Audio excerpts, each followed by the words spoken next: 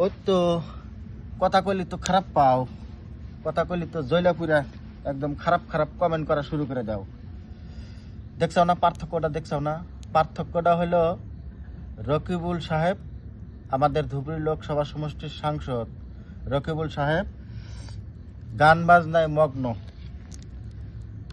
আর যাকে হারাইছাও 10 লক্ষ ভোটের বেশি ব্যবধানে, বদরুদ্দিন আজমল শিক্ষা নিয়ে ব্যস্ত, একজন গান বাজনা নিয়ে ব্যস্ত। আর আমাদের রানিং যে সাংসদ রকিবুল হোসেন কংগ্রেসের, গান বাজনা নিয়ে ব্যস্ত, আর বদরুদ্দিন আজমল শিক্ষা নিয়ে ব্যস্ত। এটা তো তোমরা প্রমাণ পাইলাই, দেখলাই। কথা কইলি তো ঝাঁপায় ওড়ো বাপদাদার দল কংগ্রেস, কংগ্রেসের বিরুদ্ধে কিচ্ছু করা যাবে না। কোয়ার সাথে সাথে একদম ওই যে কাঁচামরিচ ভাঙ্গে দিলে যেরকম ঝাল ধরে, তোমাকে ওইরকম ঝাল ধরে। কংগ্রেসের কথা কোয়া যাবে না। যত দোষ করুক গা, চাহে ডি বোর্ডার বানায়, চাহে পুশব্যাক হোক, চাহে মাটির ফাট্টা না দেখ, গড়াখহনের সমস্যার সমাধান না করুক, এনআরসি না দেখ, বিটিএডি গন্ডগোল করুক, নেলি হত্যাকাণ্ড করুক, যত যাই কিছু করুক, কোয়া যাবে না। কইলি জাল ধরে যায়, বুঝছেন তো?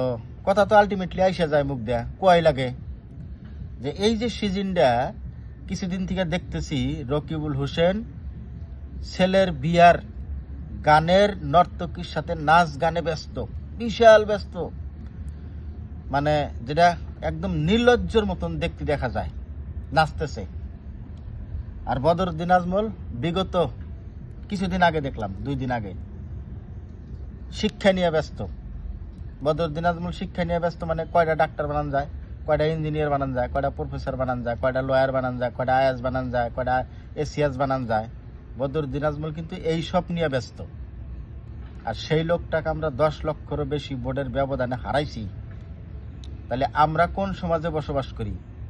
মুখে মুখে তো সবেই বলো, শিক্ষা বলে একটা জাতি জনগোষ্ঠীর বলে মেরুদণ্ড, আর শিক্ষার সাথে যে জান প্রাণ দিয়ে ব্যস্ত, সেই মানুষটা উচ্ছেদ করে দেওয়া হয়, সেই মানুষটা তাড়াইয়া দেওয়া হয়।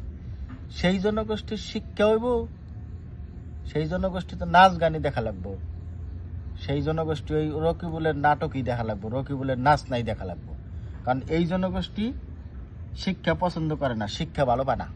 যদি ভালোই পাইতো, বদরুদ্দিন আজমলকে এখান থেকে তাড়াইতো না।